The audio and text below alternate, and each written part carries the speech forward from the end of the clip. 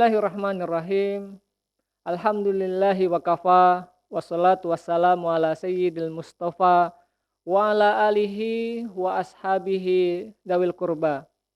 Alhamdulillah, segala puja puji syukur kepada Allah Subhanahu wa taala yang telah memberikan kita nikmat iman, Islam, ihsan, sehingga kita masih diberikan kesempatan untuk melaksanakan puasa Ramadan pada tahun ini. Sholawat beriringan salam, tak lupa kita haturkan kepangkuan alam kepada suri tauladan kita, Nabi besar Muhammad Sallallahu Alaihi Wasallam, kepada keluarganya, sahabat-sahabatnya, pengikutnya, alim ulama, dan kita semuanya. Semoga Allah SWT selalu meridhoi setiap kegiatan yang kita lakukan. Para pemirsa yang dirahmati Allah Subhanahu wa taala, Ramadan adalah bulan yang agung. Setiap muslim selalu bersemangat, ceria dengan kedatangan bulan suci Ramadan. Ramadan adalah bulan yang istimewa, yang di dalamnya manusia, umat muslim berlomba-lomba untuk memperbanyak amal ibadah. Di siang hari melaksanakan puasa, di malam hari diisi dengan tarawih, tadarus, qiyamul lail, dan amal-amal ibadah lainnya. Sebagai umat Islam, kita wajib mengikuti Rasulullah Sallallahu Alaihi Wasallam, termasuk diantaranya yaitu ibadah puasa. Puasa kita lakukan sebagaimana puasa yang dilaksanakan, yang dicontohkan oleh baginda Nabi besar Muhammad Sallallahu Alaihi Wasallam.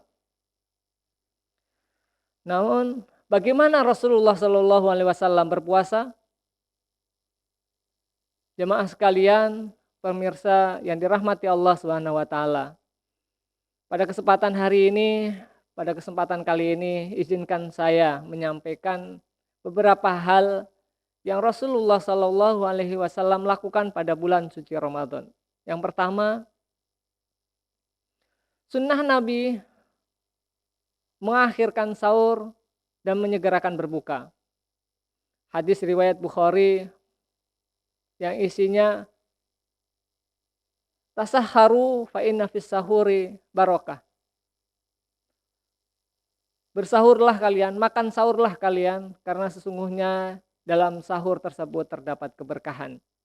Terkadang kita merasa malas, merasa enggan ketika kita melakukan sahur, ketika kita bangun untuk sahur.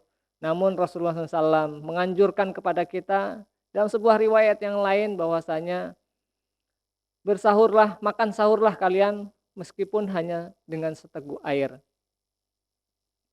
Yang kedua yaitu membaca Al-Quran. Imam Az-Zuhri pernah berkata, apabila datang Ramadan, maka kegiatan kita selain puasa adalah membaca Al-Quran. Bacalah Al-Quran dengan bertajwid, dengan tahjid, dengan tajwid yang baik, dengan tahsin yang baik, mentadaburinya, memahaminya, serta mengamalkan isi-isinya. Ramadan adalah syahrul Quran.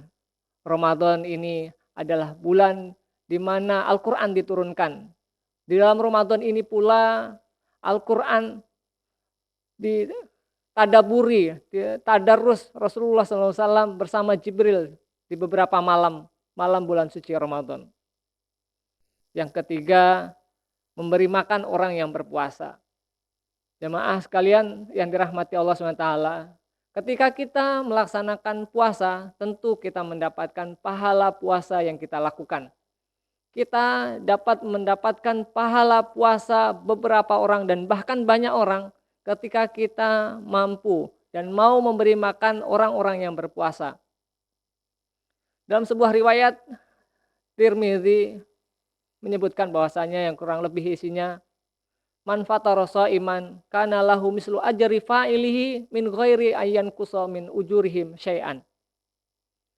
Yang artinya kurang lebih barang siapa yang memberikan makan orang yang berpuasa, maka baginya pahala orang yang berpuasa tersebut tanpa mengurangi pahala sedikit pun dari orang yang puasa tadi. Jemaah sekalian yang dirahmati Allah SWT, Ramadan ini adalah kesempatan kita untuk berbuat kebaikan dengan berbagi, dengan memberi takjil, buka puasa kepada siapa? Kepada orang yang berpuasa, baik itu tetangga kita, saudara kita, kerabat kita, yatim piatu, ataupun umat muslim yang lainnya. Yang keempat, melaksanakan sholat tarawih dan menghidupkan malam-malam bulan suci Ramadan. Salah satu keistimewaan Ramadan adalah adanya sholat tarawih. Ibadah ini khusus dan hanya ada pada bulan suci Ramadan dan tidak ada di pada bulan-bulan yang lain. Oleh karena itu, kita hidupkan malam-malam bulan suci Ramadan dengan sholat-sholat tarawih, qiyamul lail, karena dalam sebuah riwayat disebutkan bahwasanya man qoma Ramadan imanan wahtisaban ghufira lahu ma taqaddama min dambi. Barang siapa yang mendirikan, yang menghidupkan malam-malam bulan suci Ramadan dengan iman dan rasa harap, maka Allah SWT akan mengampuni dosa-dosanya yang telah lalu. Yang kelima, melaksanakan iktikaf serta mencari keberkahan pada malam-malam Lailatul Qadar. Iktikaf artinya berdiam diri di masjid dengan niat ibadah, mengharapkan keridhaan dari Allah Subhanahu wa taala. Rasulullah Shallallahu alaihi wasallam pada akhir-akhir Ramadan bukan semakin melemah kualitas ibadah beliau, namun semakin semangat, semakin serius, semakin fokus beliau dalam menjalankan ibadah demi ibadah.